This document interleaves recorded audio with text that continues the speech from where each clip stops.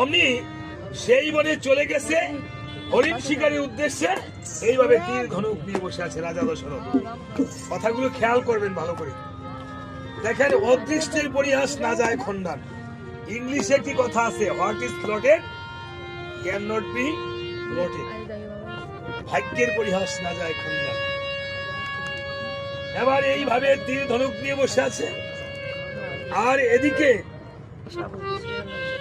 এই বনে বাস করত এক অন্ধমণি, আর তাহার পত্নী ছিল অন্ধিনী। দেখেন দুঃখটা কেমন। ভগবান যারে দুঃখ দেয়, দেখবেন আপনার যখন বিপদ আসে একদিকে চাপিয়ে চাপিয়ে বিপদ আসে। ভগবান যাকে দুঃখ দেয় তারে ঠেলে ঠেলে দুঃখ দেয়। আবার বলেছে, যে করে আমার পূজা তার মাথায় তুলে দেয় মহাপাপের পূজা। যে দিনের দিন খায় 10 টাকা সঞ্চয় নাই, তার আগে আরো ভিখারি বানায়। অন্ধমণি তাহার পত্নীকে অন্ধেনী, আর তাহাদের নয়নের মণি ছিল একজন পুত্র, তার নাম ছিল সিন্ধুমণি। তাহার নাম ছিল সিন্ধুমণি।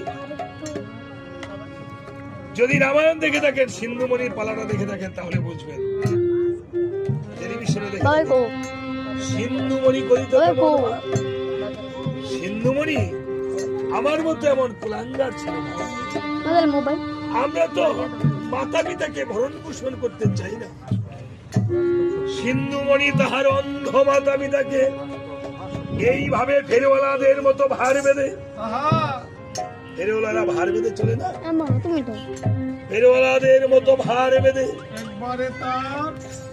একই ভারে তাহার অন্ধ মাতা, আরেকবারে তার অন্ধ পিতা, এভাবে রেখে বনে বনে ঘুরে বেড়াতো।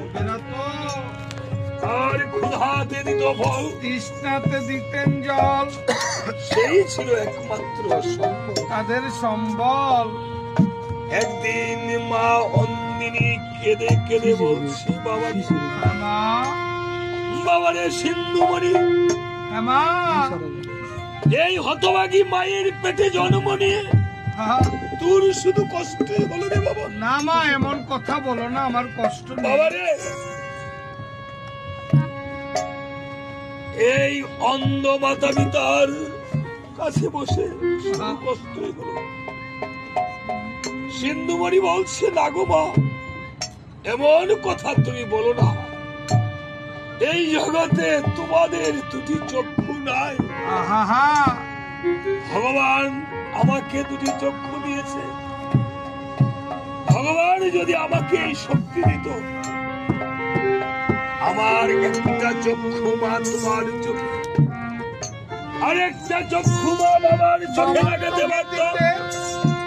আমার চক্ষু দিয়ে যদি মা তোমরা এই জগতে ভগবানকে দর্শন করিতে, তাহলে সন্তান হয়ে আমার এই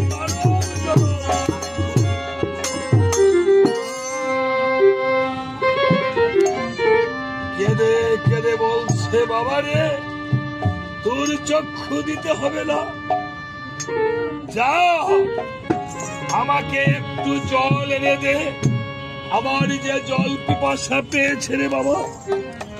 এই বলে যখন জলের কথা বলেছে, সিন্ধুমণি একখানা কলসি হস্তে নিয়ে যখন জল ভরিতে গেল, জল ভরিতে ভরিতে যখন বুক্ষু বুক্ষু ধ্বনি হলো, রাজা দশরথ ভাবছে ওই বুঝি হরিণী জল পান করিতেছে এসেছে। আর তখন করেছিল কেমন,